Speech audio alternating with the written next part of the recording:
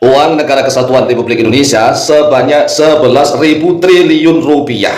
Uang ini jauh lebih banyak, jauh lebih besar daripada seluruh utang luar negeri NKRI. Seluruh utang luar negeri NKRI sampai saat ini itu belum mencapai 10.000 triliun rupiah. Pada masa akhir pemerintahan Jokowi, utang luar negeri yang paling tinggi itu tercatat baru 8.400-an, yang sebelumnya pernah sampai 8.500-an triliun rupiah, tetapi kemudian turun menjadi 8.400-an triliun rupiah.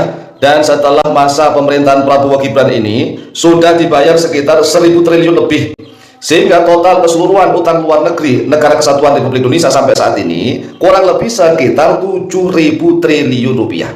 Ini murni dari hasil kerja para aparat penegak hukum, baru dari satu permasalahan, satu sektor, yaitu uang negara hasil sita harta para mafia. Ini hasil sita harta loh ya, belum dirampas.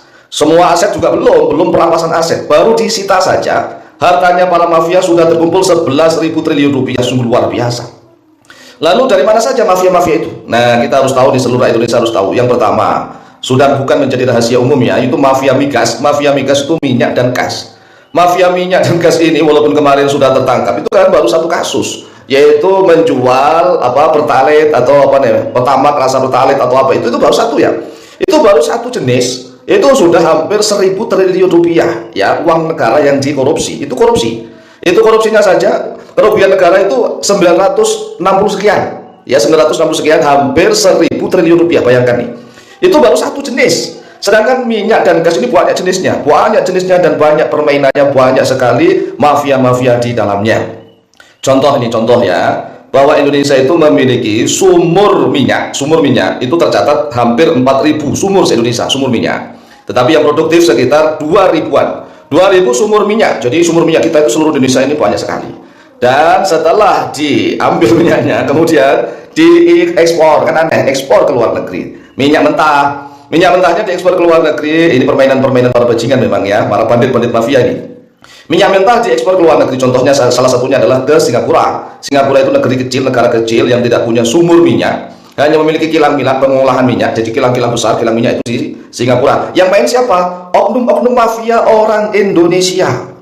Jadi oknum-oknum mafia ini bermain, membeli minyak dari Indonesia, minyak mentah harga murah, diproses di Singapura. Setelah menjadi minyak jadi ya, setelah menjadi minyak jadi ini, yaitu menjadi RON 92, 93, 90 lah.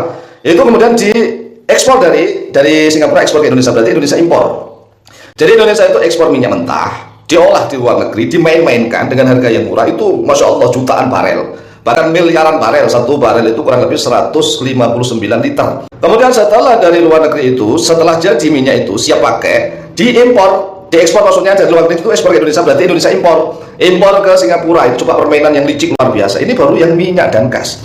Ini baru satu ya. Itu kalau semuanya ditegakkan hukumnya, itu Masya Allah ribuan triliun rupiah uang negara, pundi-pundi uang negara. Kemudian ada lagi mafia pupuk. Kemudian tiga, mafia tambang. Apalagi tambang yang selain migas dan pupuk ini ya. Tambang apa saja nih? Mulai dari tambang emas, tambang timah, tambang batu bara, apalagi tambang apa saja. Diusut semua itu para mafia-mafianya, kalau ditarik disita hartanya. Pokoknya negara kita itu negara yang kebanyakan uang pokoknya. Seluruh utang luar negeri bisa lunas dan seluruh rakyat Indonesia mendapatkan tunjangan.